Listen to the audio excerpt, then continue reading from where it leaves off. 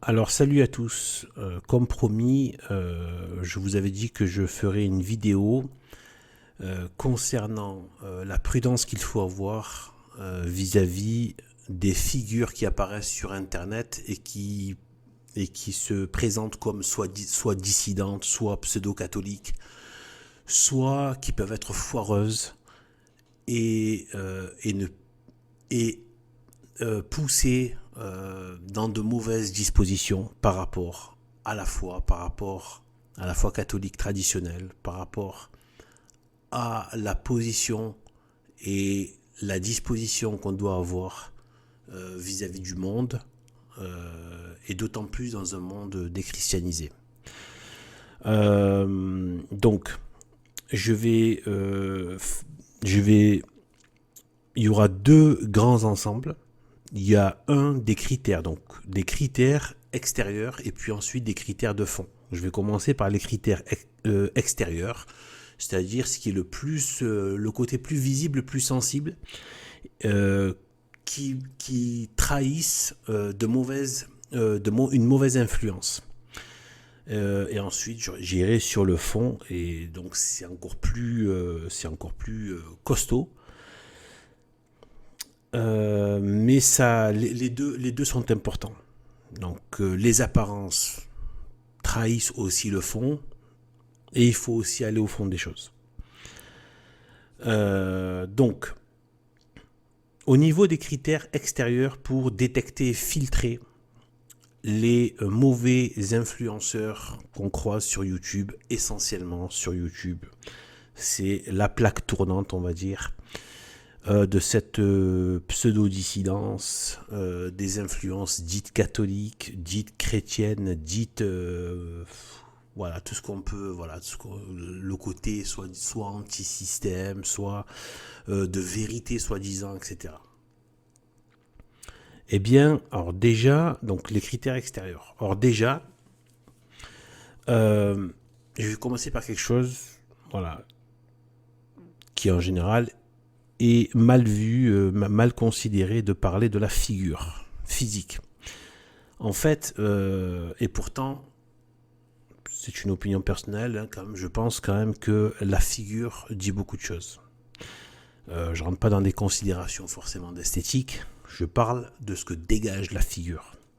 Et il y a des fois, c'est pas une vérité absolue, mais la figure physique trahit des choses. Euh, Faut pas oublier que le regard, c'est le miroir de l'âme. L'œil ne ment pas. La bouche ment, mais l'œil ne ment pas. Ça, c'est ma théorie, c'est que la bouche est connectée au cerveau, mais les yeux sont connectés au cœur. C'est pour ça que même le plus grand menteur, si au moment du mensonge vous regardez son regard, il y a quelque chose, qui tourne pas rond, quelque chose de faux, quelque chose de dissonant. Ça va pas. Donc le regard ne ment pas. D'ailleurs, la plupart des menteurs comme Cohn-Bendit et tant d'autres font un sourire d'ailleurs assez détestable, assez clown démoniaque. C'est un rire, le ricanement du gauchiste. Et en fait, ils attirent le regard vers le sourire pour éviter qu'on les regarde dans les yeux. Et donc, il faut éviter de regarder leur bouche et regarder leurs yeux. Et vous avez leur âme qui est exposée en plein jour. Donc, en fait, voilà. Donc, je vais prendre deux exemples et après, je ne vais pas faire la liste de tous. Mais les figures qui posent problème, figures physiques, la gueule de Karl Zero et la gueule de Juan Branco. Pour moi, ce sont deux mascarades, deux gros sketchs, deux gros tartuffes. Et leur figure a quelque chose du masque. Il y a quelque chose du masque. Si vous regardez la tête de Karl Zero, depuis le départ, c'est un masque en fait. Tu as presque l'impression que c'est un persona. Juan Branco, c'est pareil. Tu as presque l'impression que tu pourrais presque détacher cette espèce de masque qu'il a sur la figure. Presque le détacher, c'est solide. Tu vois, tu le poses à côté, c'est pareil. Comme une poupée de cire. Parce que ce sont des personnages. Voilà. Ça, ce sont on va dire des espèces de chevaux de Troie du système, qui vous font croire que c'est un cadeau pour la pseudo-dissidence, et qu'en fait ça contient le poison du système à l'intérieur. Et voilà. Donc, voilà. Donc, par exemple, un Carl Zero, je crois que voilà, l'horreur vis-à-vis de la pédophilie, au final, est complètement banalisée, en fait. Complètement banalisée. Donc, en fait, voilà, ces gens, et je dis en général, il faut se méfier de tous ceux qui viennent du système. Tous ceux qui ont un passé surtout dans le showbiz, les médias, etc. En fait, ils croient être dissonants par rapport au système, mais en fait, la plupart du temps, ils traînent le système avec eux. Ben, je pense à Dieudonné, Soral, etc. Une certaine que je n'apprécie pas, qui est, je ne sais plus comment elle s'appelle, Palomba, qui apparaît avec les Patriotes, GPTV, etc. D'ailleurs, je compte faire une vidéo spécifique, juste un petit épisode par rapport à elle. Donc tous ces gens qui viennent du showbiz, etc., il faut se méfier. Pareil pour ceux qui ont fait les grandes écoles, comme Léna, Filippo, Asselineau, Jean Messia. Tous ces gens-là sont du système, en fait. Voilà, tous ces gens-là sont du système. Là, je parle plus de la figure, hein. Je parle, voilà, de cette provenance du système, parce que là, les Juan Branco, tout ça, sont du système, ont été faits par le système. Ce même système. Et voilà, alors c'est vrai que ça peut arriver. Ça a pu arriver que des gens dans le système puissent vraiment s'en détourner. Mais je pense que c'est très rare. Ça saurait, c'était vraiment, on voyait vraiment un revirement du tout au tout. Ça saurait, voilà, il y aurait des choses très palpables par rapport à ça.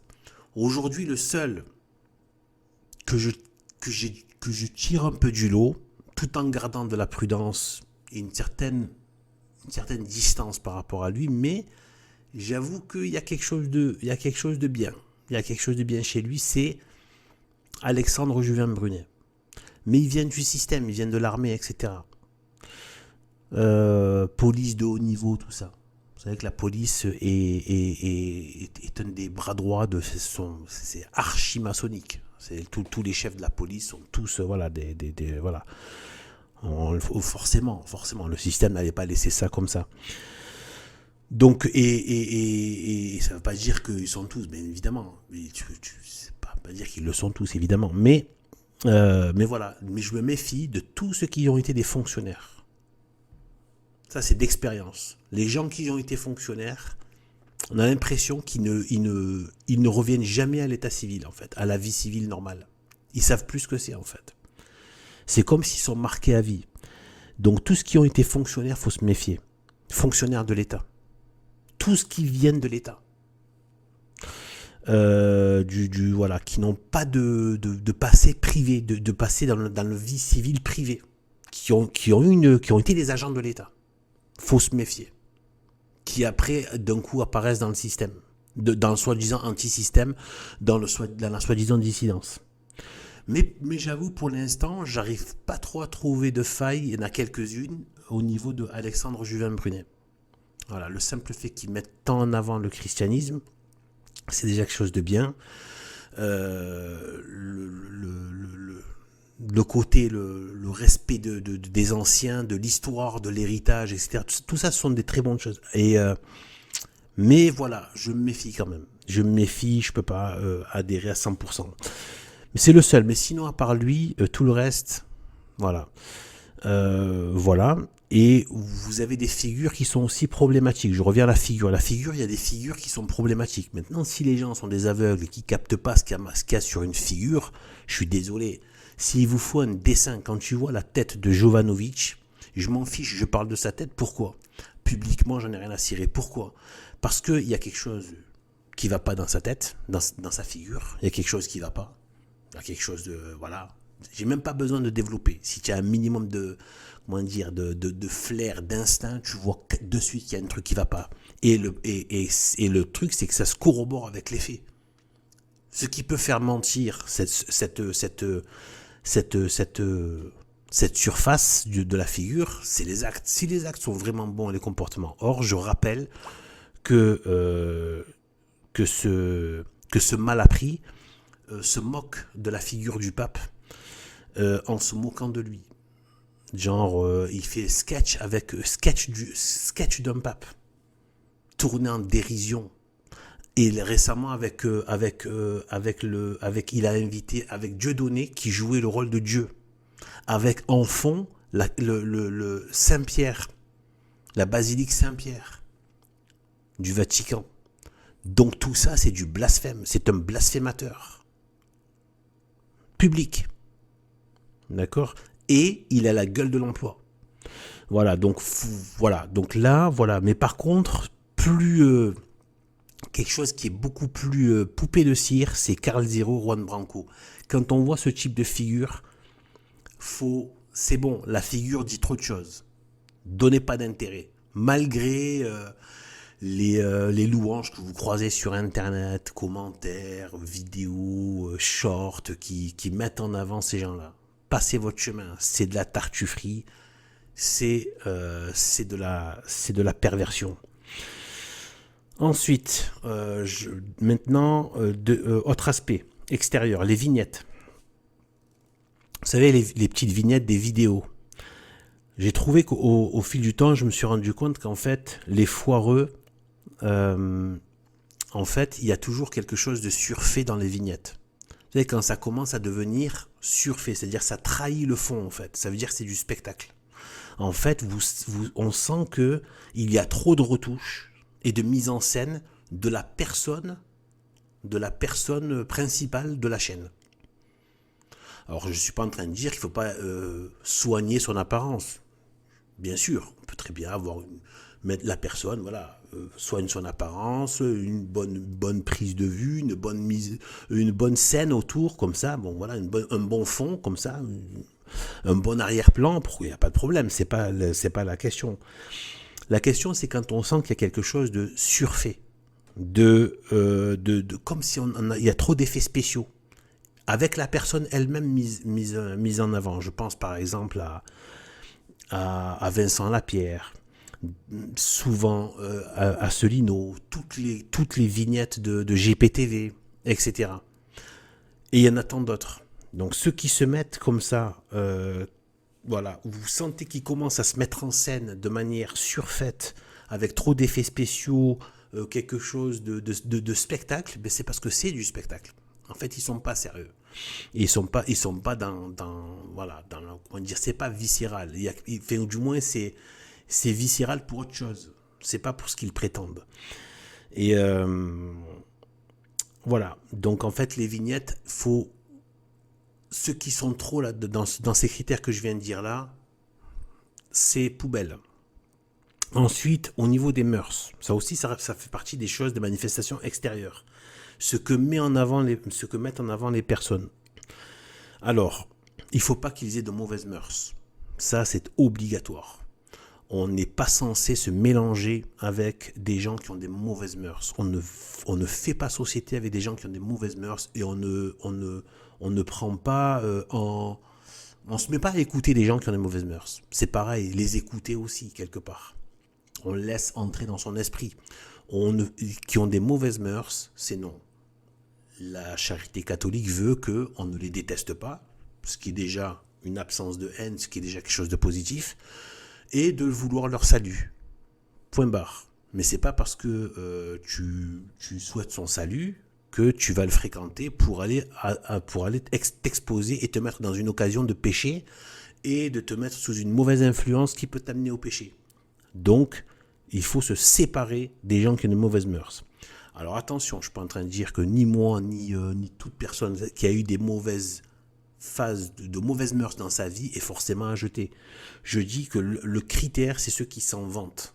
Voilà. Ceux qui l'exposent publiquement sans honte. Voilà. Je suis sûr que vous avez pensé à des gens qui ont eu des choses de dépravation ou des mauvaises mœurs et qui en font presque des espèces de trophées de leur passé. Voilà. Et qui l'exposent, qui qui n'expriment aucun retour sur eux-mêmes de malaise par rapport à ça, etc., de contrition, si je puis dire, par rapport à ça, et qui ont tendance même à l'exposer sans vanter, ou du moins ne pas le regretter publiquement. Eh bien ça, voilà, les mauvaises mœurs, voilà, ça peut arriver que sinon on est d'accord qu'on doit rester dans la logique de la repentance. Tout le monde peut se repentir, tout le monde peut revenir, peut se convertir, changer de vie, etc. C'est la base de la conversion, donc du catholicisme, etc. Même si on a été du bon côté, qu'on est tombé, on a toujours cette possibilité de se convertir mais ça nécessite la contrition, ça nécessite l'accusation, ça nécessite de dire que c'est pas bien. C'est ce qui se passe au confessionnal. C'est pas d'aller se pavaner publiquement et de se dire que super, tout ce dévoiement et ces dépravations, ben ce sont soit des trophées, soit des choses que je ne condamne pas publiquement, que je ne regrette pas publiquement, que je ne critique pas publiquement. Donc voilà. Donc surtout si les choses ont été portées à la connaissance publique, il est bon de le regretter publiquement. Voilà. Quelqu'un qui ne le fait pas, c'est douteux. Ensuite, question d'argent. Alors, question d'argent. Sujet un petit peu tendu. Parce que tous ceux qui soit demandent de l'argent ou vendent quelque chose ne sont pas forcément malsains. Mais je dirais que c'est pas toujours une alerte rouge. Par contre, ça c'est mon opinion, peut-être qu'elle est fausse, donc peut-être qu'elle est vraiment fausse à voir, mais pour moi ça équivaut à une dévaluation immédiate ou quasi immédiate de l'apostolat de quelqu'un qui fait ça, ou de la démarche soi-disant qu'on dit dissidente ou quoi, de ceux qui introduisent l'argent au milieu, que ce soit en vente ou en don. Voilà, qui introduisent l'argent et c'est quelque chose qui est vraiment, qui est quelque chose qui est présent. C'est même pas discret, c'est quelque chose qui est là. Voilà, Pour moi, c'est une dévaluation. Voilà. J'ai dit un peu ailleurs que pour moi, je pense que l'apostolat laïque gagnerait à être 100% vierge de toute question d'argent. Voilà. Ensuite, parce qu'en fait, non, je passe pas encore à la suite, parce que en fait, qu'on le veuille ou non, quand bien même il n'y a rien de, on sait qu'il y a des congrégations qui sont pas l'Église elle-même, mais qui demandent de l'argent, qui cherchent de l'argent, des congrégations, etc. Mais elles sont toujours dans un sens de l'Église, attention. Et les congrégations doivent être validées par l'Église. Bon, aujourd'hui, il n'y a plus d'autorité, mais voilà, donc c'est toujours lié à l'Église. Voilà, mais que la personne le veuille ou non, aujourd'hui, c'est devenu un gros business. D'ailleurs, récemment, je suis tombé là-dessus, j'ai halluciné sur le fric que les gens se font, y compris dans la pseudo-dissidence, pseudo-machin, même les anti-gauchistes et tout ça, ils se gavent en fait. C'est plusieurs milliers d'euros par mois. En fait, ils se gavent. Ils se gavent évidemment, ils le mettent pas en avant, hein, donc ils font comme le système, hein, ils vous disent pas là, tous ces pseudo journalistes gauchistes là qui sont là en train de vendre père et mère, race, pays et héritage pourquoi pour 10 000, 12 000 euros au mois, ça tourne. Voilà. Donc voilà, alors que en fait il y en a qui se font des salaires comme ça sur internet. Dans ces eaux-là, il y en a qui tournent à ça, et pas qu'un peu.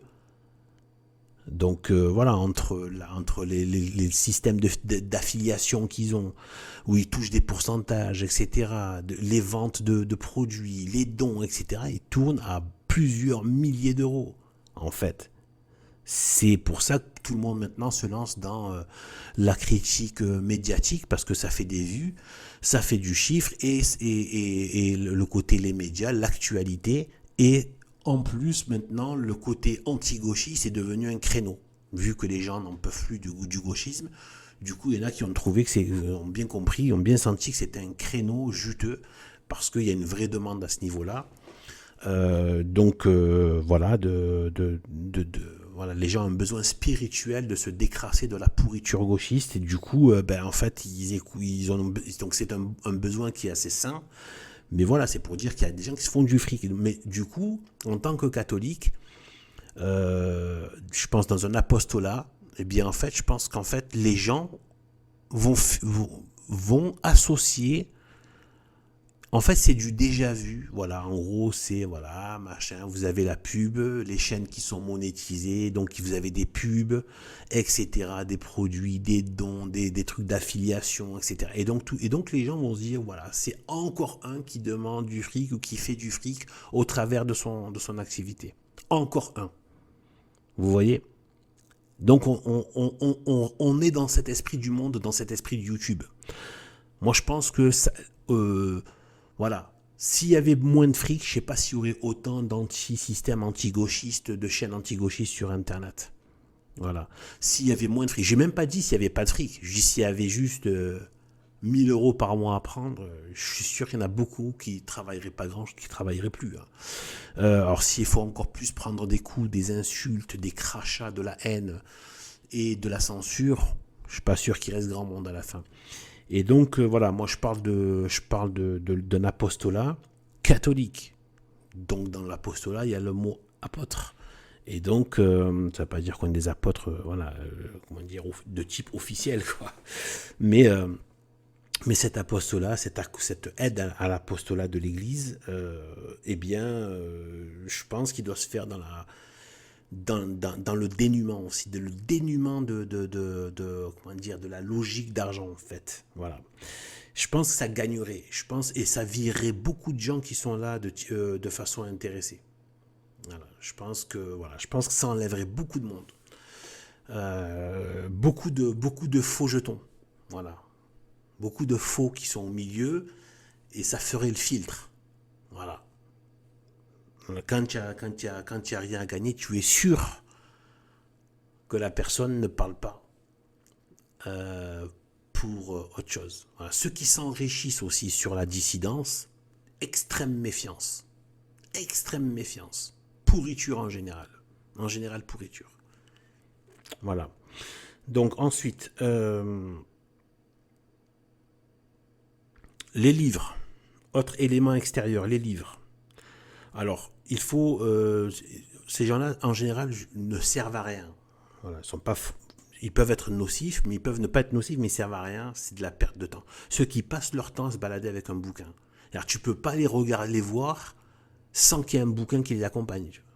Voilà, ça c'est pareil. C'est un peu dans le même sens que par rapport à l'argent, mais là, il y a un petit côté, un peu plus... le côté bouquin cérébral en plus.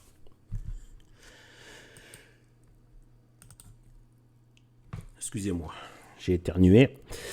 Voilà, donc je pense que voilà, le côté bouquin, stop déjà, comme je disais ailleurs, les gens ne lisent plus. Maintenant, c'est la vidéo, maintenant, c'est le média qui n'est pas le livre.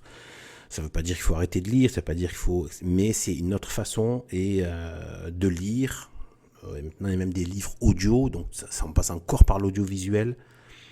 Voilà, et en plus le côté toujours être en train de se balader avec un livre, non seulement en plus le fait que c'est dépareillé par rapport à l'époque, les gens ne lisent pas, donc ça sert à rien, c'est même pas la peine de se balader avec un livre, les gens ne lisent plus, au pire ils vont l'acheter juste pour se dire ouais machin, ils vont lire au mieux un chapitre et demi et puis basta quoi.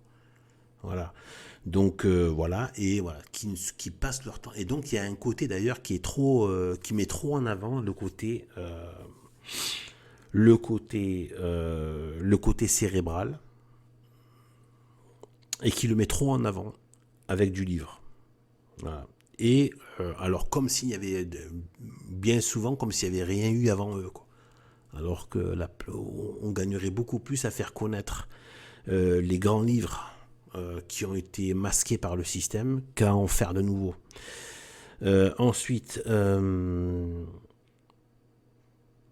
donc ça suit aussi le précédent par rapport au livre. C'est que c'est la posture du conférencier. C'est la posture du conférencier. Voilà, le conférencier, c'est celui qui est là, qui aime bien se poser, c'est un conférencier. C'est pas forcément, dès que vous voyez un conférencier, donc c'est nul. Non, c'est que s'il y a que ça, si c'est trop, s'il n'y a que ça, le truc, c'est trop associé au type qui se met, voilà, face à, voilà, qui veut son assemblée, lui il a son pupitre, son petit bureau avec sa prise de parole et qui parle à une assemblée. S'ils ont tout le temps besoin de ce schéma, ça va pas. Ça va pas. Il faut aussi qu'ils puissent parler sans ce schéma, sans ce côté je suis en conférence. Voilà. Par exemple, un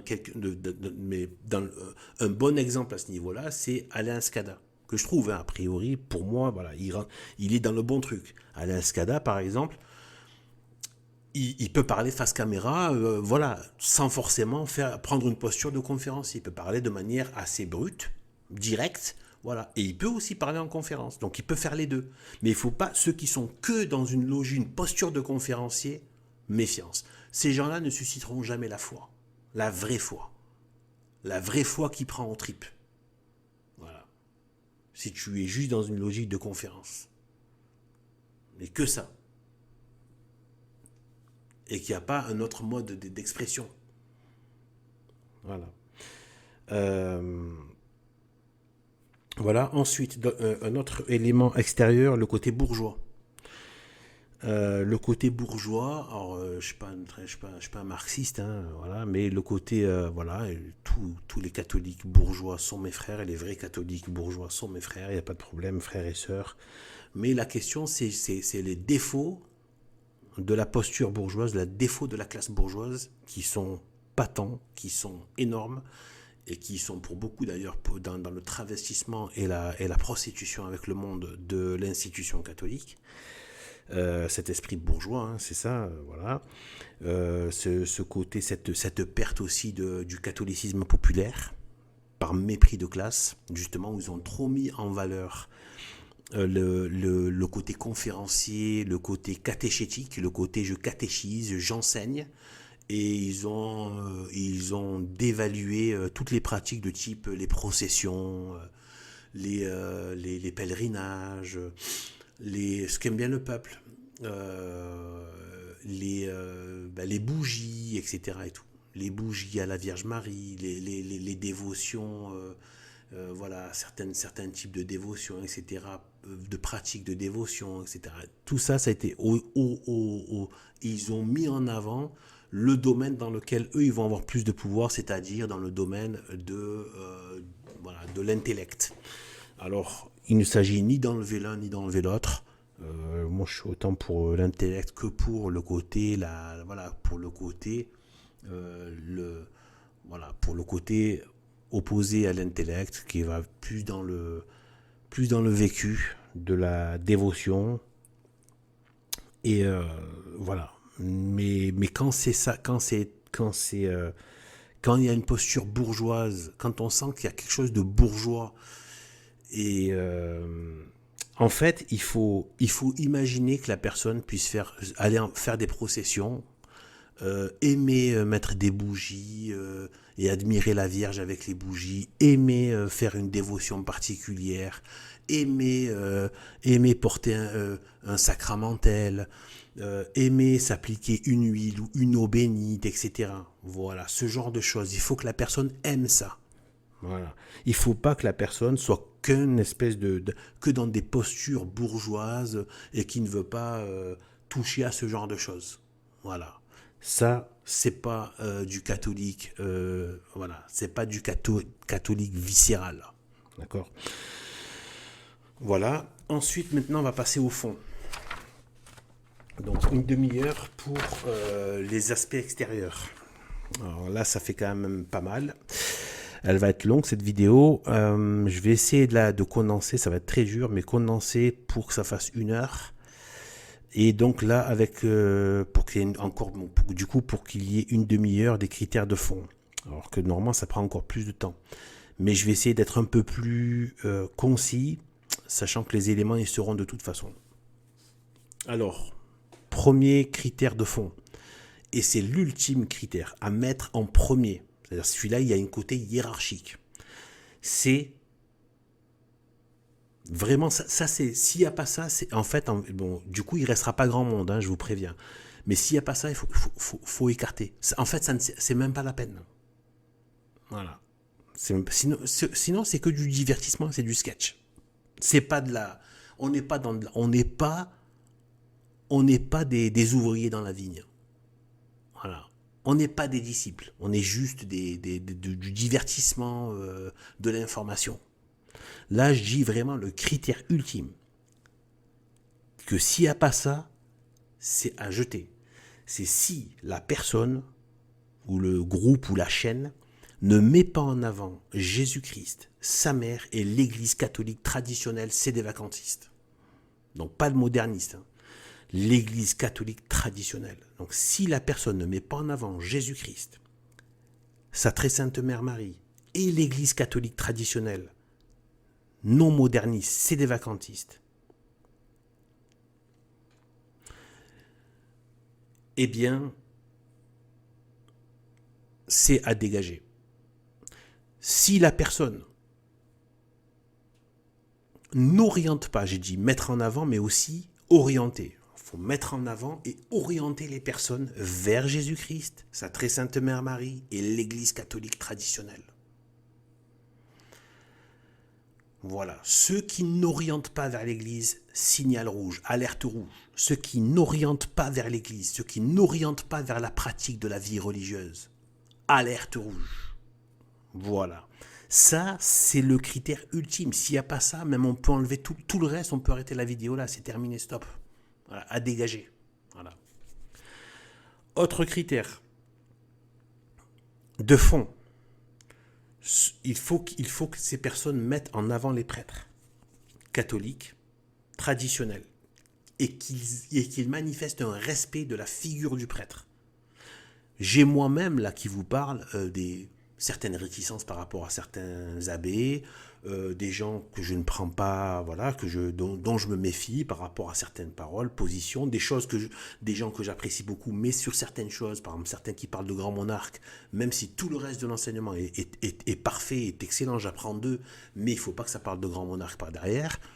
Donc, tout ce genre de choses, je peux aussi, moi aussi, avoir, mais je respecte la figure du prêtre, la fonction du prêtre. Et elle est capitale, importante et indispensable à l'Église.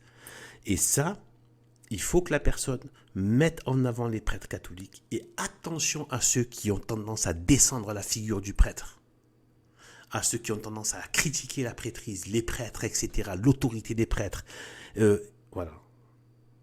Ce qu'il faut savoir par rapport aux prêtres, retenez bien ça, c'est le pouvoir d'ordre. Il y a normalement un pouvoir de juridiction, ça c'est un autre sujet, par rapport au problème de l'institution actuelle, de moderniste et d'imposture généralisée, mais ils ont aussi le pouvoir d'ordre, ils n'ont pas que le pouvoir juridique, ils ont le pouvoir d'ordre. Le pouvoir d'ordre, c'est enseigner et donner les sacrements.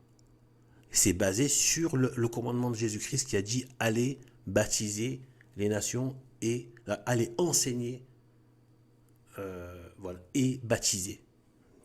Donc, l'enseignement de ce qu'ils ont appris de Jésus-Christ, de l'Église et de son Église, donc, et de donner les sacrements. Puisque Jésus-Christ a dit lui-même, faites ceci en souvenir de moi, quand il a dit, mangez ceci est mon corps, buvez ceci est mon sang, faites ceci en souvenir de moi. Donc, ça veut dire que c'est quelque chose qui doit être répété en souvenir. Donc, pour faire revenir le Christ. Bon, c'est après sous la forme, évidemment, de l'hostie, etc. J'approfondis pas à ce niveau-là. C'est un sujet tellement grand et profond. Eh bien, voilà. Mais en tout cas, on voit que, voilà, enseigner, baptiser, c'est enseigner et donner les sacrements. Voilà. S'il n'y a pas ça, il n'y a pas d'église. Voilà. Donc, ceux qui remettent en question ça, alerte rouge. Ensuite, ceux qui ne mettent pas en avant la Sainte Messe, il faut faire très attention. Il faut qu'ils mettent en avant la Sainte Messe, la pratique, et qui orientent vers la Sainte Messe. Et en général, la pratique religieuse stricte.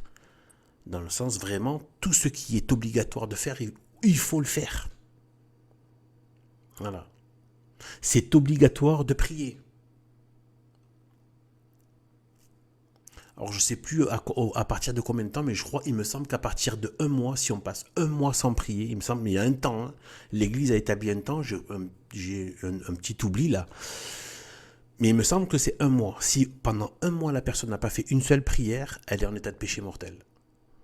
La prière c'est un commandement de Jésus-Christ. Veillez et priez. C'est Dieu qui a parlé, c'est pas juste une parole en l'air. Hein. Donc prier est important. Donc est important est une obligation. Donc ceux qui n'orientent pas vers la pratique religieuse, la pratique de la messe, de la confession, etc., à dégager. Ensuite, ceux qui ne mettent pas en avant les pères, les anciens, le respect dû à nos anciens dans la foi et dans l'Église, la filiation, cet esprit de piété filiale. La piété filiale qui est basée sur le commandement de tu honoreras tes parents. Voilà, donc en fait, c'est cette mise en avant des anciens, des pères de l'Église, des anciens, dans le sens les grands saints, les saints tout court, du passé, ceux qui ont œuvré, ceux qui mettent en avant l'héritage et ceux qui ont travaillé à cet héritage, d'une manière ou d'une autre. Donc ceux qui ne mettent pas en avant cette filiation, cette piété filiale, ce respect, cet honneur des pères, des anciens, dans la foi, dans l'Église, à dégager, dans l'histoire catholique, à dégager. Donc là, par exemple, il y a une très bonne chaîne, celle je crois que c'est celui qu'on appelait le frère Arnaud, donc qui fait des superbes vidéos là sur l'histoire. Voilà. D'ailleurs, il y a le mot les pères dans le titre. Voilà. Donc vraiment, voilà. Il revient vraiment et en lien avec l'histoire de France et tout ça. Donc là, ça, c'est des chaînes que je recommande. Mais tous ceux qui ont tendance à mépriser, à écarter, à ne jamais parler des pères, voire à critiquer les pères de l'Église, les anciens, etc., ne pas mettre... Il y a un problème avec ces gens-là. Ensuite, je vais passer vite là-dessus parce que c'est une évidence, mais il faut le dire, la dévotion à la Vierge Marie. Ceux chez qui ça n'apparaît pas, où il n'y a pas quelque chose de vraiment capital, il ne faut pas que ce soit juste... périphérique. Il faut qu'on sente que chez la personne, c'est central. Voilà. Donc, il faut que Sainte Marie soit vraiment présentée de façon centrale dans les choses. Sinon, c'est à dégager. Ensuite, tous ceux qui ont un côté gnostique, qui vont tendance en général, la gnose, c'est forcément le relativisme. On va forcément se mettre à relativiser. Et c'est un condensé aussi de beaucoup de choses qui vont pas, de mauvaises par rapport à la religion. Par exemple, il va y avoir une méfiance vis-à-vis de l'autorité, vis-à-vis du côté institutionnel, etc. Donc tout ça, voilà, non. Donc la gnose, c'est un critère extrêmement important parce que des fois, il y en a qui font semblant de ne pas en être, mais ils sont des gnostiques, qui font de la gnose.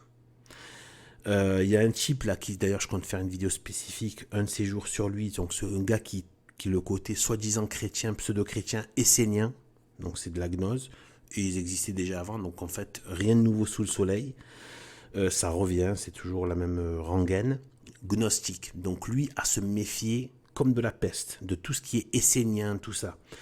Regardez un François Cottard, c'est un gnostique, il va parler sa façon, même s'il se définit pas comme ça, mais il a un comportement gnostique. Pour lui, oui, machin, de partout, il y a des machins, des mythes, mais qui veulent traduire quelque chose de machin, etc., de l'univers, de je ne sais quoi, etc. Tout ça, voilà. Et on tombe toujours dans le relativisme et au final dans le subjectivisme. Et on tombe dans l'indifférentisme, et du coup on tombe dans l'abomination de la désolation, c'est-à-dire que si on ne fait plus la différence entre le vrai et le faux, entre Dieu et les faux dieux, eh bien on tombe dans l'abomination, c'est-à-dire dans mettre autre que Dieu devant la face de Dieu. Et ça, c'est une abomination totale. Dieu l'a en abomination. Premier commandement, donné à son peuple.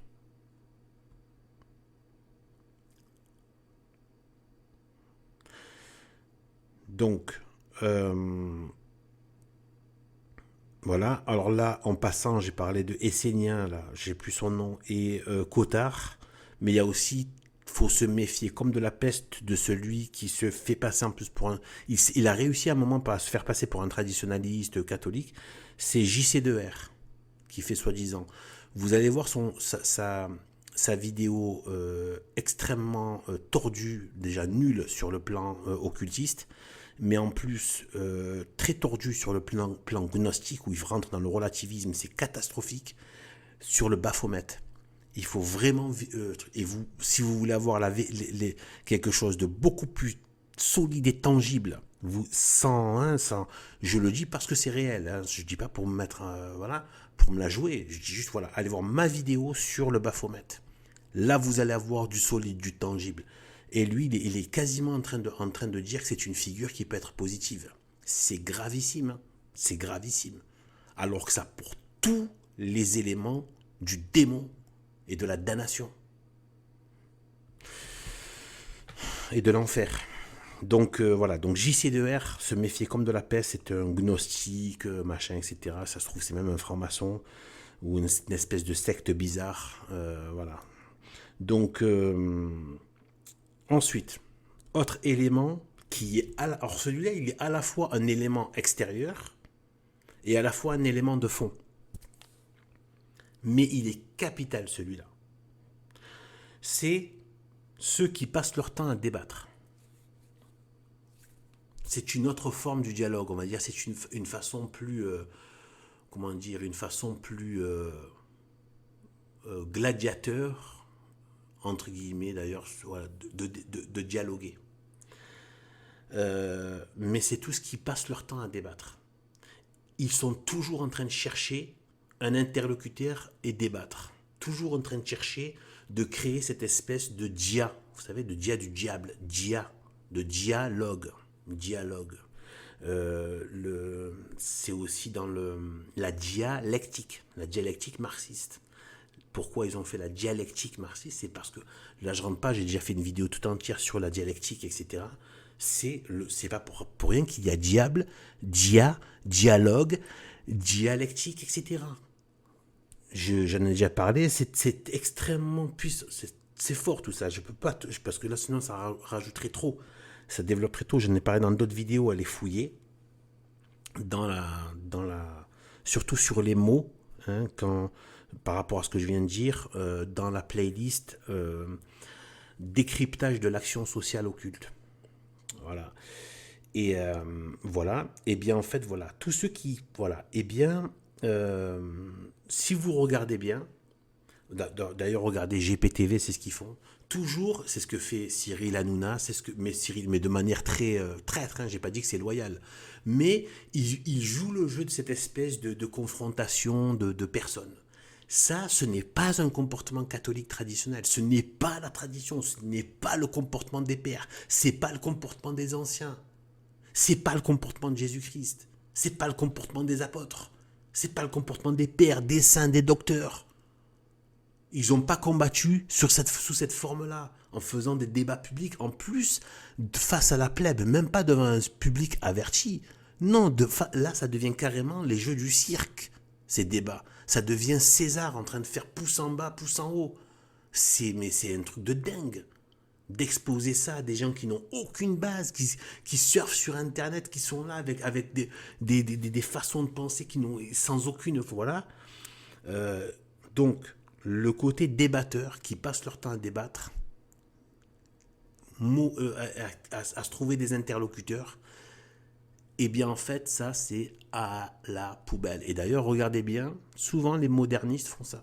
Les modernistes passent leur temps, même un Guy Pagès, n'en parlons pas avec les Arnaud Dulouche et Mathieu Lavana, et tant d'autres, et genre comment ils s'appellent,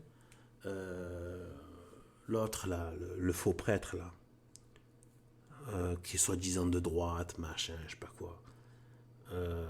Bon, j'ai oublié son nom, je pense que vous voyez de qui je veux parler. Qui a fait une vidéo avec Baptiste Marché, qui a fait une vidéo genre sur la boxe, etc. Lui là, j'ai oublié son prénom, son nom. Eh bien en fait, lui, voilà, ce genre, eh bien ils ont toujours besoin d'un interlocuteur, de dialogue, de débat. Vous voyez ? Toujours. Les modernistes, étant dans l'esprit du monde, eh bien c'est ce qu'ils font. Même un Guy Pagès, même celui, j'ai plus son nom, celui qui est dans, vous savez, celui d'ailleurs qui a au demeurant aussi une bonne chaîne, qui n'a pas fait que ça d'ailleurs, hein, mais en ce moment est en train de tourner au modernisme. En ce moment, c'est celui qui a la chaîne Bible et Savoir. Voilà, dont j'ai apprécié beaucoup de ses travaux, qui sont très riches, très bien, etc., très bien engagés, etc., où j'ai appris beaucoup de choses, c'est très bien, mais par contre, là, ces derniers temps, je vois qu'il est en train de virer, il est en train de capter l'esprit Vatican II, il est en train de tourner au débat. Voilà. Et donc, voilà, donc les modernistes, mais bon, lui, il appartient à la secte moderniste, hein, il n'a pas abjuré, donc voilà, il fait partie du problème. Même si, voilà, c'est pas le pire, comme l'abbé Guy Pagès, c'est pas le pire, mais n'empêche qu'il fait toujours partie du problème. Il faut pas les considérer comme étant, voilà, tant que tu ne reconnais, ça aussi c'est un des critères de fond, ceux qui reconnaissent le Vatican comme étant l'Église catholique et ceux qui sont, voilà, qui considèrent que Bergoglio et les cardinaux, etc., les faux cardinaux qu'il y a maintenant sont la vraie prélature de l'Église. Bon, soit ce sont des gros naïfs, soit des perfides, soit des tordus, soit des hérétiques finis. Donc voilà, dans tous les cas, il ne faut pas les suivre. Voilà. Eh bien, voilà, donc en fait, malheureusement, cet esprit du monde infeste aussi quelques traditionnels. Moins, mais quand même, ça apparaît de temps en temps et c'est fâcheux. Voilà, il y a des traditionalistes qui tombent dans le dialoguisme, dans le débattisme. Voilà. Eh bien, voilà, ça c'est quelque chose. Voilà, on peut contre-attaquer des personnes, mais par vidéo interposée. Avant, c'était par livre, par texte, par article interposé, mais pas dans un débat public, en instantané, etc., avec tous les vices de la rhétorique, les vices de la mise en scène, tous les coups tordus et toute la saloperie. C'est pas pour rien que le système n'arrête pas de faire ça. Hein, de Chavannes jusqu'à voilà, à Ruquier, Ardisson, Cyril Hanouna et toute la clique. Voilà. C'est parce que c'est extrêmement perfide, pervers. La vérité ne passe pas par ce biais-là. Voilà. Voilà. Donc en fait, sinon, comment ça se fait que tous ceux qui sont là dans le mensonge, dans le venin du système, ne font que pratiquer ça? Voilà. Donc, ensuite,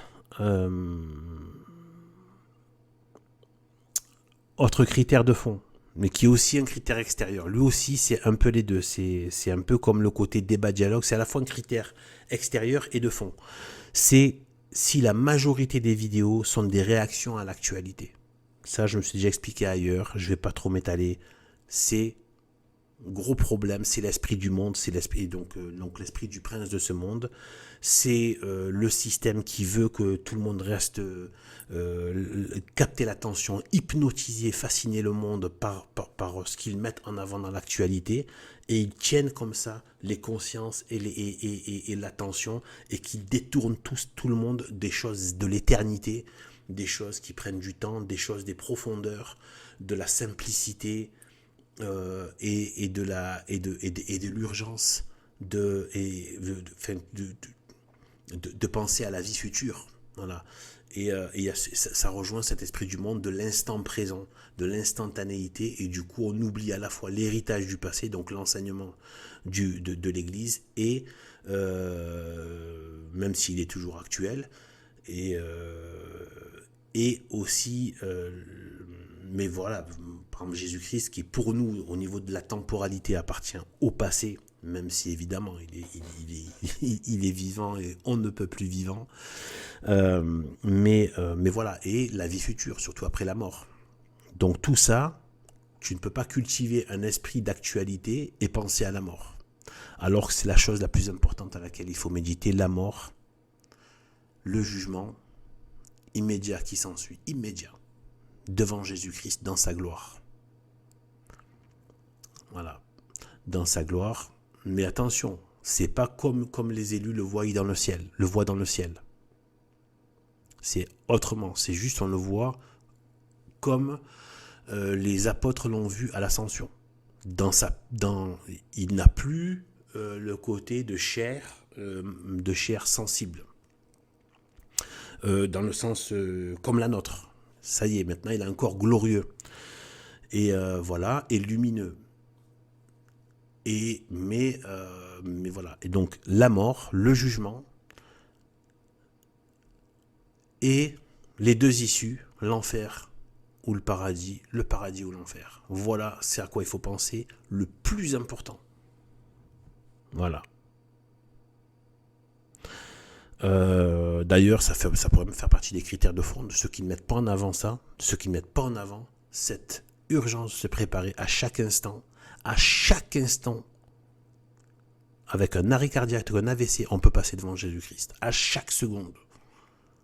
Voilà, c'est ça notre actualité permanente. Et donc, voilà, tant qu'on n'est pas passé, eh bien c'est notre futur, c'est penser à la vie future. Voilà. Donc voilà. Ensuite, il y a notre critère de fond, c'est ceux qui parlent qui réagissent aux intrigues politiciennes. Voilà. Comme si le système n'était pas au courant, comme si le système n'avait pas mis justement tous ces politiciens pour être des têtes de Turcs et pour être des espèces de punching balls pour la population, pour se défouler sur des fusibles qui ne sont pas eux les grands chefs du système dans lequel on vit, même s'ils en sont à une certaine mesure évidemment. Comme si le système n'avait pas prévu de mettre justement des espèces de clowns politiciens, de clowns malsains bien sûr, mais je ne parle pas de clowns dans le sens sympathique. D'ailleurs, il n'y a pas de clown sympathique, c'est une apparition démoniaque le clown. J'en ai parlé ailleurs. Et du serpent. Et donc en fait, voilà, donc tout ce qui passe son temps à réagir au truc des politiciens. C'est d'une nullité affligeante. C'est-à-dire, ce qu'ils disaient hier de Valls, ils le disent demain de Barnier ils le disent de Bayrou, ça continue, blablabli, blablabla, et blablabli, blablabla, et démission, et destitution, et il va pas tenir l'année, et il va tatiller, patati, et patata, et kakaki, et kakaka, et à la fin, quoi, ben il est là, et pardonnez-moi du terme, il emmerde le monde, et c'est comme ça, parce que cette république n'a jamais rien eu de démocratique, et elle n'en aura jamais. Voilà. Croire à ce que la République a prétendu, c'est comme croire quand le diable a dit vous serez comme des dieux et vos yeux s'ouvriront, et voilà, etc. Non, en fait, c'est tout le contraire qui va se passer. Tu vas passer sous le joug de Satan. Voilà ce que c'est que le système républicain. Même s'il donne, il y a aussi du sucre, hein, il donne un peu de sucre aussi, hein, c'est la carotte et le bâton, il donne quelque chose qui peuvent être intéressantes, etc. Oui, la République, c'est normal, parce qu'elle doit aussi attirer avec du miel, mais combien de poison dans le miel? Voilà. Donc, voilà, et aussi, donc, dans la foulée, ceux qui passent leur temps, ceux qui parlent de géopolitique. Alors là, je pense, c'est une des plus grosses nullités de la dissidence. Parler de géopolitique. Oh gars, tu sais même pas comment gérer ta mairie, ta petite municipalité, si tu habites même dans un petit bled. Parlons même pas d'une grande ville. Tu sais même pas comment gérer ta municipalité, ton village ou ta petite ville. Tu crois que tu vas... À quoi ça te sert d'aller penser à la géopolitique ? Des États, des continents, des fédérations, d'union fédérale, de l'Europe, de machin, C'est quoi ce truc ? C'est quoi ça ? La géopolitique profonde. C'est une vieille histoire, hein. Déjà avec ERTV, il y avait Thierry Messant et tout ça. C'est une vieille histoire, hein, tout ça. Voilà, machin. Ils se font tous ça. C'est un créneau. Ouais. C'est un créneau de la géopolitique. Et donc, dans la géopolitique, ils vont aussi parler de la dette. Donc, c'est du côté guerre, finance, etc. et tout. Donc, finance la dette, mec. Je sais même pas, même moi, mais même vous savez même pas comment les banques font fructifier votre compte courant, votre CCP de pauvre. Tu crois que tu vas comprendre des logiques de la dette, etc. Machin. Et même si tu les comprends, ça sert à quoi? Se prendre la tête là-dessus. C'est du n'importe quoi. Donc, voilà, surtout qu'il n'y a rien de machin. Toutes ces bouffonnades, tous ceux qui tiennent la finance font plus des rituels démoniaques que du Mozart de la finance par informatique. Tout ça, voilà. Et il y a même des logiques extrêmement simples pour se blinder dans la finance. Je n'en parle pas, mais c'est de la crasse, c'est de la pourriture, c'est du monde, je n'ai rien à cirer, mais extrêmement simple, extrêmement logique, et il n'y a pas de truc, voilà, tout le côté hyper technique, c'est juste fait pour vous bluffer. C'est exactement comme les pseudo savants universitaires vous mettent un tableau rempli de formules mathématiques, alors qu'en fait c'est juste des sudoku en fait. C'est juste, voilà c'est juste, voilà. C'est comme si tu prenais en fait le système de l'addition, mais voilà, en fait, tu remplaces quelques chiffres par une lettre, machin, tu fais une addition avec je ne sais combien de décimales, avec je ne sais combien de lignes, voilà, à additionner, et tu fais un truc avec des retenues, donc du coup qui se multiplient et tout, donc tu complexifies en fait. Mais à la base, l'addition, c'est l'addition. Et donc, en fait, c'est beaucoup plus simple. Mais voilà, en fait, c'est beaucoup plus simple. Même ces histoires de la finance, c'est beaucoup plus simple que tout ce que tout le monde imagine. Et voilà, on peut se blinder extrêmement facilement, en fait. Mais voilà, si on a des trucs. Mais voilà, mais je veux dire, voilà, c'est le diable, c'est ça. Et ceux qui sont dans tous ces trucs-là sont plus des, voilà. Bref, ils sont pas là en train de se prendre la tête sur les racines carrées des puissances 1000, je sais pas quoi, ou je sais pas quoi, x plus z, ou je sais pas quoi. Donc voilà, ça c'est pour bluffer le monde, voilà. Donc du coup, géopolitique poubelle. Donc ensuite, ou du moins ceux qui en font trop, quelque chose de trop mis en avant. Pour me parler une fois de temps en temps, si ça se pose vraiment, si ça a un vrai intérêt, mais voilà, rarement. Ceux qui croient encore aussi au mythe de la démocratie, qui croient encore qu'il va y avoir et qui poussent en plus les gens à voter.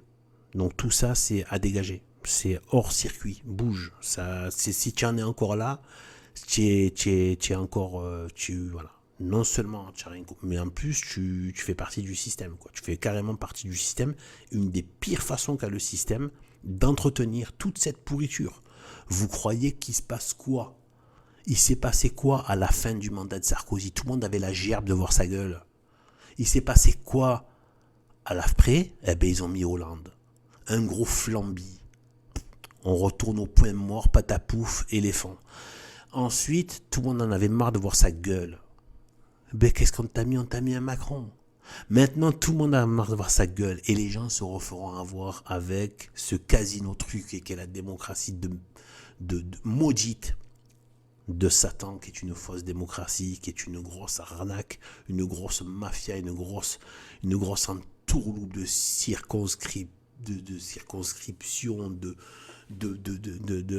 de manipulation, de psychologie, d'ingénierie sociale, même quand ça va pas, ils sont prêts à tout faire péter. Bref, les gens ne se rendent pas compte. Donc du coup, tous ceux qui poussent à ça, la démocratie, ou qui vous font croire qu'il y a des portes, des issues vis-à-vis de l'action démocratique, du vote, etc. et tout, à dégager. Il peut y avoir de la démocratie dans une société catholique, hein, mais c'est pas celle qu'on connaît là maintenant et tout. Et de toute façon, voilà, il faut que c'est Jésus-Christ et c'est la Sainte Église qui est au-dessus de la démocratie. Donc forcément, la démocratie elle-même serait épurée. Le système démocratique serait beaucoup, juste pour simplifier, pour pouvoir permettre de faire certains choix, certains niveaux entre des gens concernés, c'est tout. Mais ce système de pouvoir, donner les pleins pouvoirs, etc., tout ça, voilà. Donc, ensuite, ceux qui font une fixette sur les talmudistes, qu'on appelle malencontreusement juifs, donc moi je préfère appeler talmudistes. Alors, j'estime qu'il existe encore ce qu'on pourrait appeler des juifs, mais des juifs, les seuls que j'estime encore pouvoir peut-être porter ce nom, c'est les orthodoxes, les juifs orthodoxes. Voilà, qui ont encore gardé la loi mosaïque, qui se considère encore dans la lignée du Dieu d'Abraham, Isaac et Jacob. Voilà, les talmudistes, c'est autre chose. C'est un autre culte, c'est un autre peuple. Je pense que voilà, ça fait partie de ceux dont parle Dieu dans l'Apocalypse, de ceux qui se disent juifs mais ne le sont pas. Voilà, donc en fait, c'est une secte qui se dit juive, mais en fait, elle ne l'est pas. Et donc, ceux qui font une fixation, je dis pas qu'il faut pas en parler, je dis pas que c'est pas bien ce qui en parle, bien au contraire, ça peut être intéressant dans certains de parler de ces talmudistes et de leur et des intrigues qu'ils mettent en place, mais et des cabales qu'ils mettent en place, mais il faut pas que ça devienne une fixette. Parce que moi, dans ma recherche de vérité, je suis tombé sur quelque chose que personne ne veut voir. C'est qu'en fait, même leur pouvoir n'a été rendu possible, comme toute victoire d'ennemi de l'Église, elle n'a été rendue possible que par l'apostasie et l'infidélité du peuple de Dieu, c'est-à-dire des Blancs catholiques, des Européens catholiques, si on peut dire. C'est ça l'origine qui a créé la fissure dans laquelle se sont engouffrés tous les ennemis de l'Église et qu'ils ont pu pénétrer, parce qu'elle a été attaquée même avant. Mais là où ils ont vraiment pu pénétrer, ça a été par l'apostasie des Européens. Voilà. Et sans ça, les talmudistes n'auraient jamais pu. D'ailleurs, ils ne pouvaient rien faire quand Saint-Louis a brûlé le Talmud devant la très sainte, devant la sainte cathédrale de Notre-Dame de Paris. Ils ne pouvaient rien faire. Pourquoi ? Parce que le pouvoir n'avait pas apostasié, les Européens n'avaient pas apostasié, et ils aimaient le Christ par-dessus tout. Et donc voilà. Et ils étaient gentils, ils ont juste brûlé le livre, ils n'ont pas brûlé les personnes. Voilà, contrairement à certains gauchistes et leurs goulags, etc., ou certains païens avec leur nazisme, etc. Donc en fait, ou certains révolutionnaires républicains gauchistes avec leur guillotine. Donc en fait, voilà. Donc en fait, ce qu'il faut, c'est l'excès qui est mauvais, ceux qui sont trop là-dedans. Et en plus, j'ai déjà vu beaucoup de gens, pas mal de personnes qui sont passées du mépris, un excès par rapport aux talmudistes. Ils ont fini par perdre la foi parce que ils finissent par se dire ouais, mais en fait Jésus-Christ était juif, donc forcément. Et en fait, ils se mettent même à rejeter voilà, parce qu'on a une filiation avec le peuple juif ancien. Je parle pas des talmudistes. Je parle du peuple juif jusqu'à la croix. On a un lien de filiation, et même de quelque part de passation par rapport à la nouvelle alliance qui a été faite par l'accomplissement de la promesse du Messie par son très saint sacrifice. Et ensuite l'Église qu'il a instituée lui-même. Et bien voilà, donc et bien en fait il y en a qui se mettent à voilà, et ils n'ont pas compris qu'en fait ils croient vraiment que Abraham c'est BHL. Ils croient vraiment que Isaac et Jacob ils avaient la tronche de Cohn-Bendit ou de Arno Klarsfeld. Je veux dire, c'était un autre. Imaginez la différence entre des Français gauchisés, gauchistes maintenant, même leur apparence aujourd'hui en 2024. Et imaginez à l'époque de Saint-Rémy, imaginez à l'époque de Charlemagne. Qu'est-ce que ça devait être ? C'était un autre rayonnement de peuple. C'est pas le même peuple, faut arrêter. Et là, c'est encore plus ancien. C'était des gens nobles. Le peuple juif, c'était un peuple, ils avaient la grâce de Dieu. C'était d'ailleurs le seul peuple où la grâce de Dieu brillait autant. C'était un peuple, voilà, ils avaient la propreté. Regardez tous les rituels, tous les rites de propreté, de purification. Bien souvent dans la Bible, on se rend compte qu'ils étaient beaux, physiquement beaux, que ce soit David, etc. Sarah et d'autres. Il y avait une beauté physique même. Les traits se sont anoblis. C'était un très beau peuple. Donc, faut arrêter. Il faut pas croire que ce sont... voilà, faut arrêter. C'est autre chose. C'est autre chose.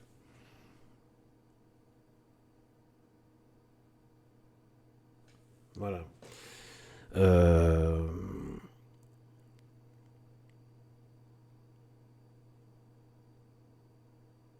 Alors, c'est comme si tu penses que voilà, tu imagines que tu imagines le français de l'époque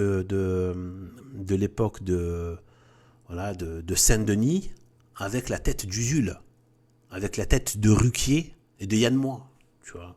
C'est sûr que oui, tu vas être dégoûté. Mais non, c'était pas ça. En fait, c'était autre chose. Donc ensuite, autre critère de fond à faire gaffe, ceux qui présentent les prophéties privées comme certaines. Là, il y en a un paquet parce qu'il y a le créneau qui marche bien en termes de vue sur l'eschatologie et le problème, c'est qu'il y en a qui en parlent en ne se rendant pas compte que il faut avoir beaucoup de prudence et il faut je sais pas, voilà, je dis pas que moi, j'ai pu même être moi-même imprudent à certaines façons d'affirmer certaines choses. Mais je veux dire, il faut se le garder en tête, que c'est un sujet quand même qui est difficile. Voilà. C'est un sujet qui peut amener à de fausses espérances, à faire croire dans de faux Christ, à des faux scénarios. Donc l'erreur, qui est parent du mensonge. Et peut-être derrière, il y a juste des envies de faire des vues et de se faire une petite communauté, plus que le fond religieux. Parce que ça marche de parler de ça. Donc, ceux qui présentent les prophéties privées ou des paroles, y compris Notre-Dame de la Salette, il y a à boire et à manger. Voilà. Alors, je sais que là, je peux me faire des amis, mais moi, je reconnais ce que l'Église reconnaît. Moi-même, je voue un culte à Notre-Dame de la Salette. Mais tout ce qu'a pu dire Mélanie Calva, l'Église ne l'a pas validé, donc je ne le valide pas. Je ne suis pas en train de le rejeter. Il y a certaines choses, beaucoup de choses même, je suis plutôt de tendance à les croire. Ça tient bien la route, mais de là à y donner un assentiment total, non, l'Église n'a pas approuvé les écrits que tout le monde répète. Par exemple, que Rome deviendra le siège de l'Antéchrist, etc. Ça n'a pas été validé par l'Église. Il y avait des vrais papes à l'époque. Donc, je dis juste attention. Attention. Voilà, elle a très bien pu être sous certaines influences, soit humaines ou de mauvais esprits. Je n'en sais rien. Voilà. Parce qu'elle n'a pas écrit ça, c'est pas directement. Ça a été écrit bien plus tard, des années plus tard. Ça n'a pas été dit au moment de l'apparition. Vous voyez ce que je veux dire ? Donc, faut faire attention. Voilà. Donc l'Église a autorisé, elle met en avant le culte, elle a reconnu le miracle, hein, le miracle, le côté miraculeux de l'apparition, parce que c'était miraculeux, etc. Bon, il faut se plonger dans ce que c'était. Et donc un culte, on peut rendre un culte à Notre-Dame de la Salette. Mais là aussi, il y a beaucoup trop de délire à ce niveau-là. Faire attention. Et tous ceux qui ont des chaînes, il y a des gens qui partent là-dedans et qui utilisent, mais qui y vont comme mais vraiment comme des bourrins dans l'eschatologie, dans les prophéties privées, etc. Et voilà. Et après, bien souvent d'ailleurs, ces mêmes personnes parlent de grands monarques en général. Donc, cherchez l'erreur. Voilà, donc il faut faire très attention, j'ai fait des vidéos là-dessus, voilà. Donc non, si j'insiste là, c'est parce que c'est grave. Ça peut non seulement être un faux Christ, dont parlait d'ailleurs Jésus-Christ qui aurait à la fin des temps, on vous dira il est ici ou il est là, et en plus il a trop des caractères de Jésus-Christ, le côté le prince de la paix, universel, etc., qui a la royauté, etc. Et aussi, mais ça peut être notre roi catastrophique qui est l'antéchrist. Moi, c'est ce que je pense. Je pense que derrière, ça a été une très mauvaise inspiration pour faire soupirer les gens, et même les croyants, les faire soupirer après l'avènement de l'antéchrist. Qui dit que l'antéchrist ne prenne pas tous ces apparats et qui en fait c'est l'antéchrist? Qui va faire le distinguo? Surtout avec une absence de pape, une absence de prélature. Même si on a maintenant quand même des prélats, c'est des vacantistes de la lignée Tuc, entre autres. Non unacum, comme Monseigneur Sanborn, pour qui j'ai un énorme respect, admiration et reconnaissance pour tout ce qu'il m'a appris et continue de m'apprendre, parce que je continue d'écouter. Je crois j'ai quasiment vu toutes ces...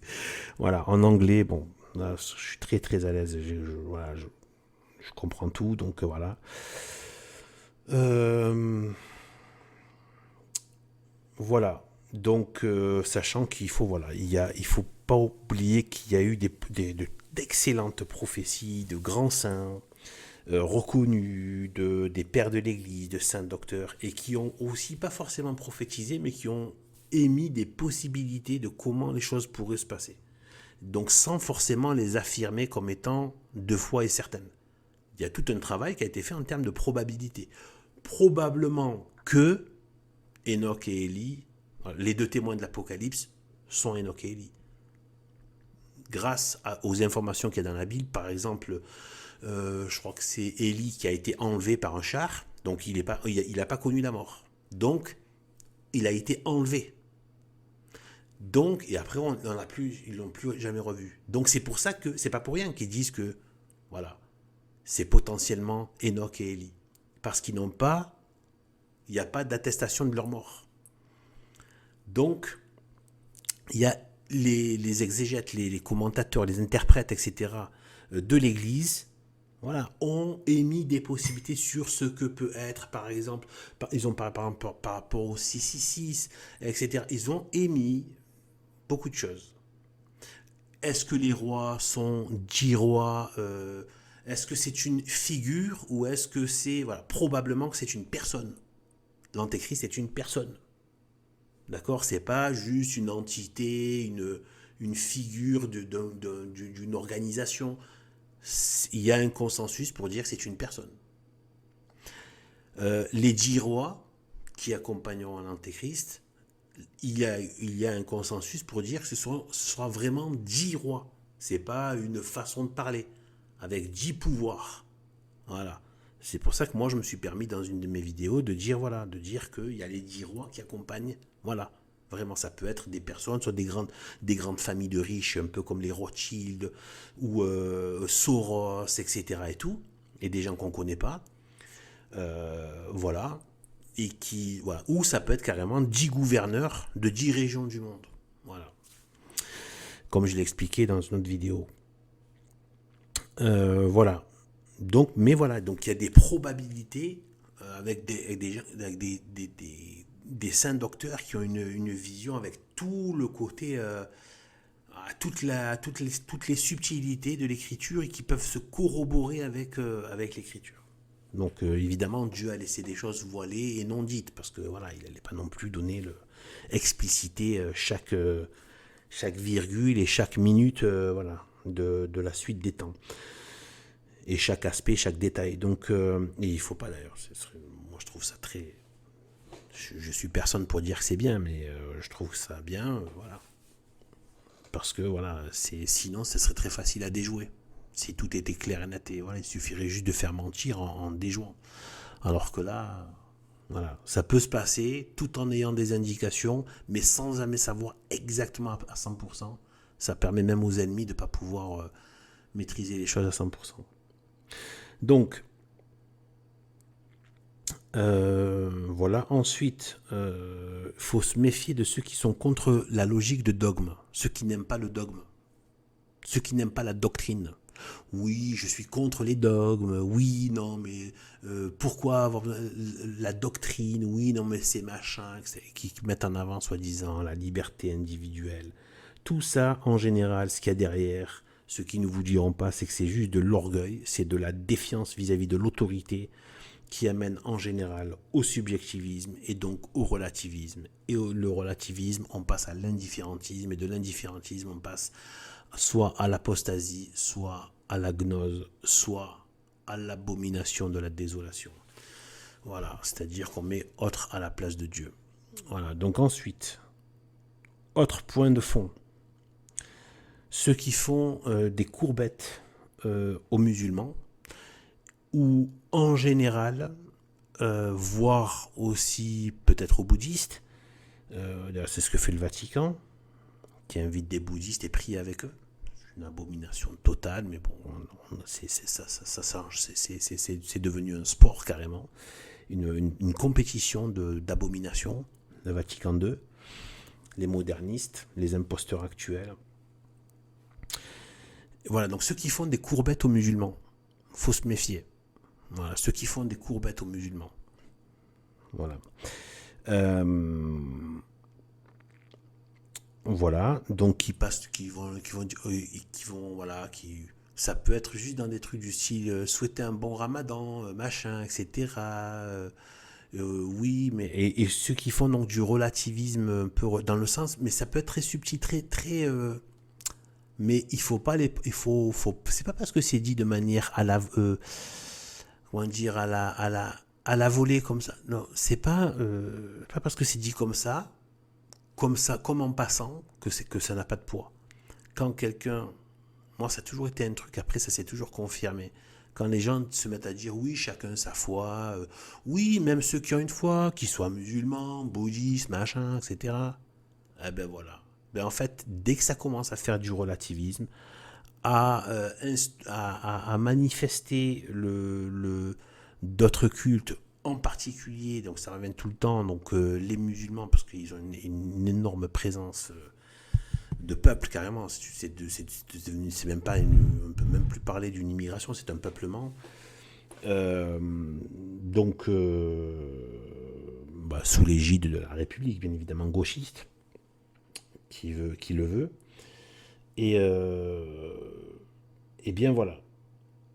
Si vous regardez bien ce qu'il y a derrière, on revient encore à l'indifférentisme. Donc au final, eh bien en fait, on laisse venir la présence musulmane, la présence bouddhiste, et on se met à la relativiser la présence de l'Église par rapport à d'autres cultes.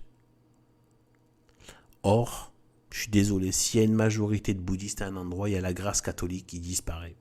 S'il y a une majorité de musulmans à un endroit, il y aura la grâce catholique qui disparaît. Vous ne trouverez pas ce climat bienfaisant du Saint-Esprit avec une présence, voilà, bouddhiste, musulmane, etc. C'est comme demander du froid, du feu, quoi. Ouais, voilà. Donc voilà, et bien voilà, et en fait, vous regardez bien, c'est exactement le discours de la République, sans distinction de religion. Le Vatican II, c'est ça, sans distinction de religion. Le salut par toute voie, c'est l'indifférentisme, le relativisme, etc. On relativise la voie du salut par rapport à d'autres.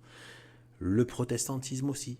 Chacun fait son interprétation et fait sa paroisse et raconte son interprétation et part dans son délire et crée sa propre église. Les francs-maçons, c'est pareil. Ils ont prétendu, même si c'est beaucoup de perfidie derrière, que c'est œcuménique. Ils ont recruté comme ça à l'origine. Tu peux avoir, peu importe, tu peux avoir une religion et appartenir à la franc-maçonnerie. Donc, il y a des gens de plusieurs cultes peuvent être au même endroit et faire société commune. Vous voyez, c'est Vatican II. c'est le noachisme. Voilà, c'est ce relativisme religieux. Il ne faut pas le banaliser. Premier commandement, premier des 10 commandements, donné à Moïse. Et on est toujours là, même Vatican II, même la République, même comme je viens de le dire, c'est toujours ça. Mettre autre devant la face de Dieu. Autre que Dieu. On en est toujours là.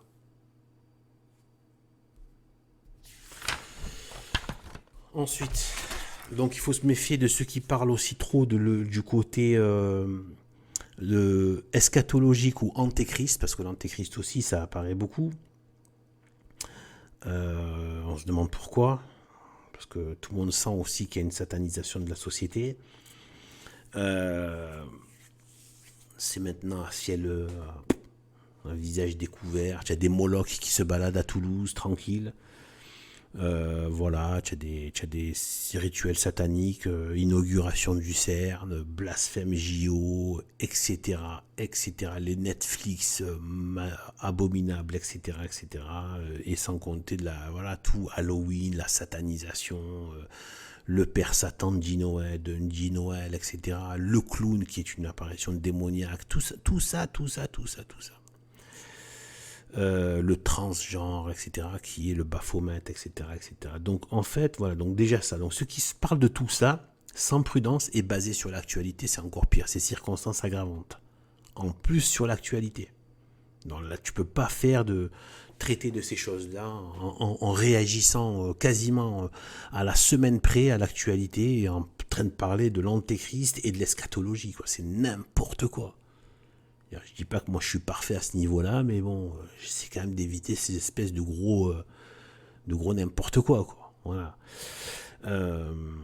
Donc ensuite, un autre aspect, c'est il faut que la personne non, d'abord, avant, non, ça sera le dernier. L'avant-dernier, c'est ceux qui sont dans l'évolutionnisme, à dégager au plus vite.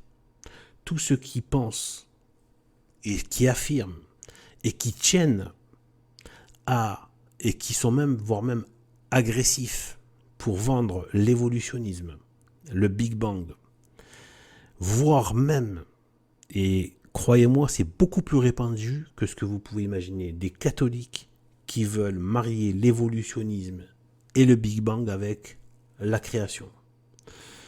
C'est une catastrophe. Personnellement, moi, j'en perds mon latin. Je veux même plus parler de ça. Pour moi, c'est comme si on me demandait de dire que, voilà, que la lumière, c'est de l'obscurité. Enfin, voilà, stop. Moi, je peux plus. Voilà. Voilà. Et en général, ceux qui se mettent à quatre pattes et qui se mettent à quatre pattes aux ordres, aux ordres qui sont des pigeons de la science officielle, de la pseudo-science officielle, qui n'ont aucune critique et qui prennent tout pour argent comptant. D'accord ? Et qui ont une espèce de vénération pour la blouse blanche, et que celui qui a la blouse blanche est le titre social, le titre de diplôme de pseudo-scientifique, institutionnel, reconnu par les médias et les institutions de la République et des gouvernements, eh bien, qui ont une espèce de vénération, de trop de respect, de aucune remise en question. Je rappelle, je renvoie au Pachindi, dont les traditionalistes, y compris ceux qui sont soi-disant anti-modernistes, n'aiment pas. Et moi, j'en ai parlé souvent et ça n'est pas relevé parce qu'ils ont du mal. Parce qu'en fait, la principale attaque, elle est venue de la pseudoscience maudite. Je l'ai déjà dit. Le Pachindi, il n'est pas long. Vous pouvez le trouver sur Internet en 2 secondes. Vous allez en bas et vous allez voir la recommandation de Saint Pie X. Donc, sous l'inspiration du Saint-Esprit, c'est-à-dire de Dieu. Voilà le fer de lance de ce modernisme. Ça a été la remise en question de la création avec la révolution copernicienne de Copernic, qui était pseudo-catholique, donc avec l'héliocentrisme, l'intergalactique, machin, l'évolutionnisme avec le darwinisme, avec l'évolution, le naturalisme, et tout ça, eh bien, c'est l'ennemi. Et après, ça a pris justement. Et d'ailleurs, vous savez, j'avais fait une vidéo sur Teilhard de Chardin par rapport aussi à Rochdy. Teilhard de Chardin, donc un hérétique notoire de la secte moderniste, eh bien voilà, il incluait le côté évolutionniste dans son délire, dans sa réinterprétation de la christologie. Donc vous voyez, ce n'est pas un petit sujet. C'est énorme, c'est-à-dire que cette société maudite, ces institutions maudites, ces universités maudites, ces pseudo-scientifiques maudits ont présenté une théorie fumeuse comme étant une certitude par la répétition. À force de le répéter, donc ils ont plus utilisé de l'ingénierie sociale que de la science. C'est-à-dire qu'ils ont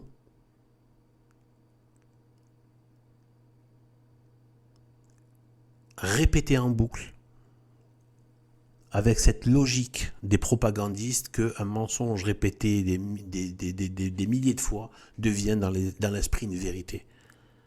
Voilà. D'où l'importance de la répétition. C'est pour ça que dans les prières, il y a les répétitions. Parce que ça fait partie de l'action. Même l'action surnaturelle passe aussi par de la répétition. Et donc voilà. Mais ça peut marcher dans le bien comme dans le mal. Eh bien, voilà, donc ils ont vendu ça. Donc ceux qui veulent, ceux qui mettent en avant, qu'ils soient catholiques ou pas, donc évolutionnisme, Big Bang, et qui sont à quatre pattes, et qui sont là pleins de respect humain vis-à-vis des pseudo-scientifiques modernes, et qui n'ont aucune recul, aucune remise en question, qui ne se permettent aucune liberté de dénoter par rapport à ces pseudo-scientifiques universitaires, eh bien en fait, soit c'est nul, sert à rien, soit ça va virer au tordu. Voilà, c'est tout. Ensuite, mais je terminerai par ça. Donc le dernier aspect de fond, peut-être qu'il y en a d'autres que j'ai pas exprimé ici. Je pense qu'avec tout ça, ça suffit pour bien capter dans les personnes. C'est le respect profond du sacré. Il ne faut pas qu'il y ait qu'on sente de l'irrévérence dans les paroles et dans les attitudes par rapport au sacré. Le sacré. Il faut que la personne, on sente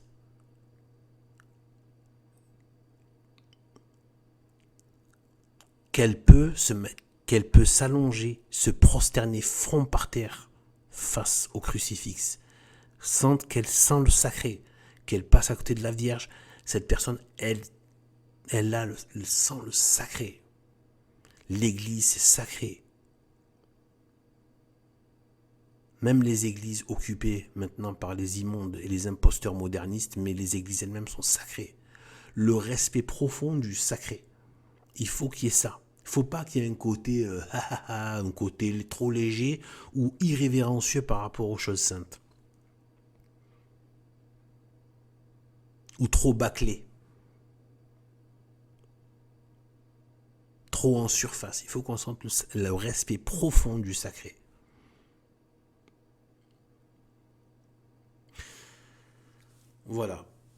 Voilà, donc j'en ai fini.